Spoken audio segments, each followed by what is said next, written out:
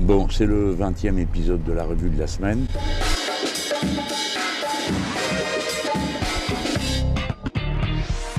Je vous dis bonjour depuis le train entre Paris et Marseille où je me rends pour participer à la journée de lutte pour les droits des femmes. Je le ferai là-bas.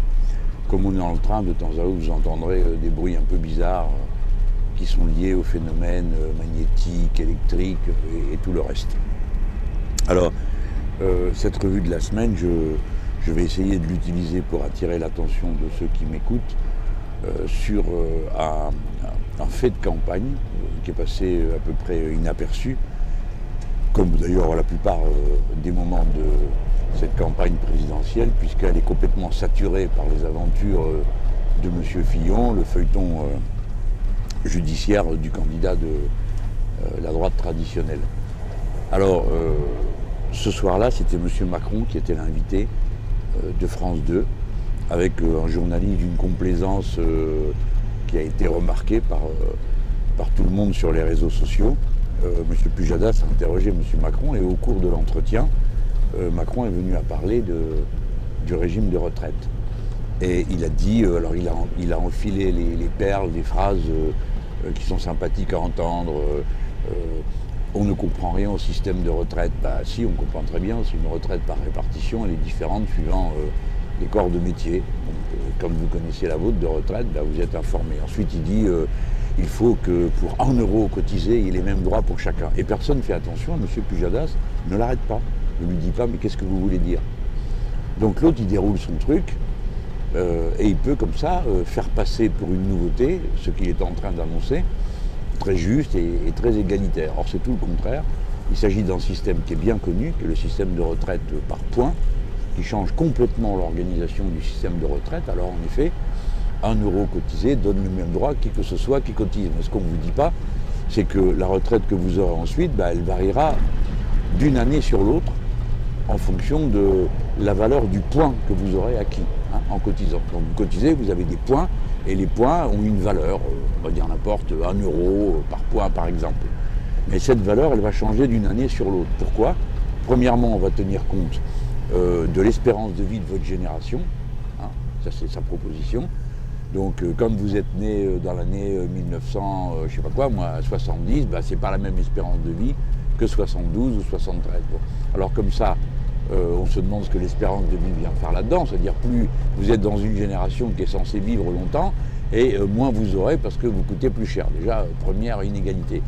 Mais deuxième question qui se pose, c'est que c'est pas parce que vous êtes né la même année que vous avez la même vie, notamment pas le même métier. Or, aujourd'hui, il y a déjà un écart terrible dans la durée de vie moyenne des ouvriers par rapport aux cadres. Et c'est une différence qui est substantielle, croyez-moi, parce que la durée de vie moyenne d'un ouvrier, c'est 59 ans.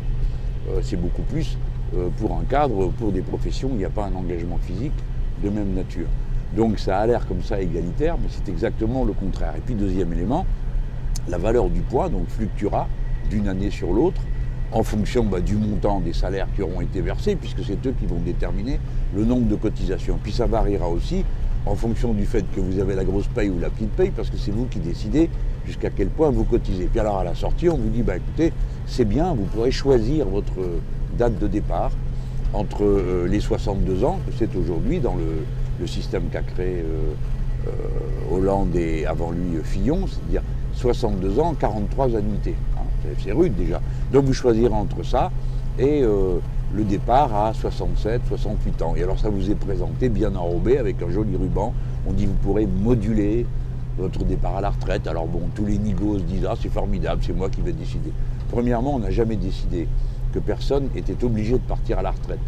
Dans toutes les professions, il y a des périodes de rab en quelque sorte après l'âge légal de départ à la retraite. Il n'y a que quelques professions où il y a un interdit absolu à partir d'un certain âge, puis entre nous, quand même, vaut mieux ça, non? Il y a des métiers où c'est pas raisonnable de continuer à exercer ce métier au-delà de 60 ans, ou de 65, ou de 62, comme vous voulez. Donc voilà comment cette histoire de retraite par points a pu passer au journal télévisé de France 2 à 20h sans que personne ne se rende compte de ce qui était en train de se dire. Moi, je voulais vous en parler parce que je crois que vous ne devez pas accepter de faire une élection présidentielle pour rien, c'est-à-dire pour du baratin, comme ils disent aujourd'hui, la storytelling, pour dire l'histoire qu'on vous raconte, l'embobinage quoi. Alors l'embobinage du magnifique jeune banquier qui a plein de bonnes idées, qui veut libérer la société, et bon, tout ça c'est que des histoires, ce sont des vieilleries qu'on ramène. La retraite par points, c'est la fin du système actuel de retraite par répartition, qui est un système qui, bien sûr, comporte de nombreux inconvénients que nous proposons, nous, de régler. En tout cas, moi je vous le redis, ma position c'est, je suis pour le retour à la retraite à 60 ans, avec 40 annuités de cotisation, pas une de plus, d'accord? Et je vous dis comment je le finance, je le répète, si vous mettez les salaires des femmes à égalité avec ceux des hommes pour le même métier, eh bien le surplus de cotisation sociale que cela donnera permettra de financer cette retraite à 60 ans avec 40 annuités.